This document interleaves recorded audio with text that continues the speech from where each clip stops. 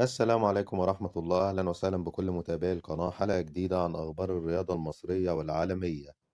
على الموقع العالمي ترانسفير ماركت، جاكسون موليكا ينتقل إلى النادي الأهلي المصري بصفقة بيع نهائي في صفقة قيمتها 6 مليون دولار.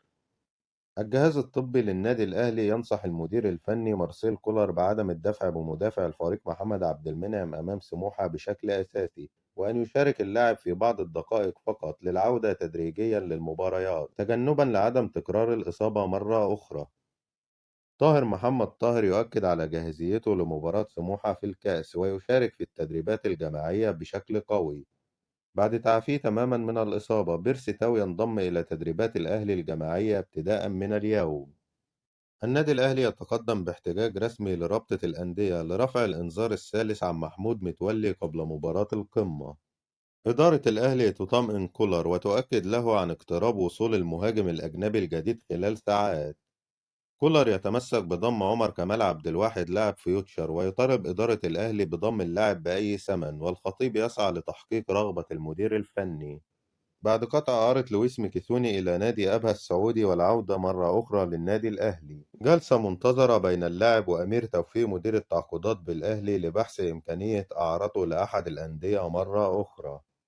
إبراهيم المنيسي رئيس تحرير مجلة الأهلي: الأهلي قطع شوطا كبير في ملف التعاقد مع مهاجم أجنبي، وفاضل تكة بسيطة فقط ويتبقى موافقة ناديه على العرض، وسيعلن الأهلي خلال ساعات عن تعاقده مع المهاجم الجديد.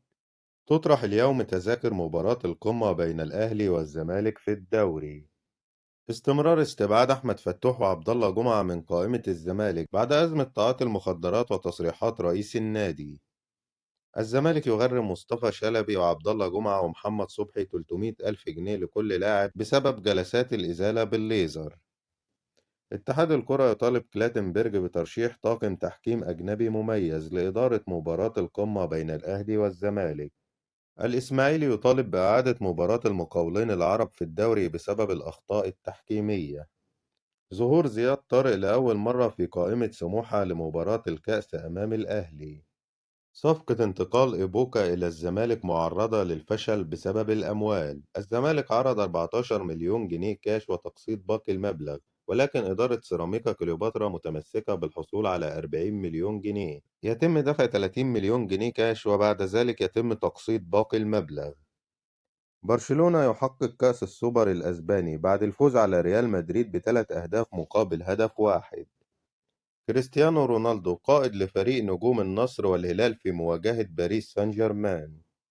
انتهت أخبارنا. لو لسه ما اشتركتش في القناة اشترك وفعل زرار الجرس علشان يوصلك كل فيديوهاتنا الجديدة. ادعم الفيديو بلايك، والسلام عليكم ورحمة الله.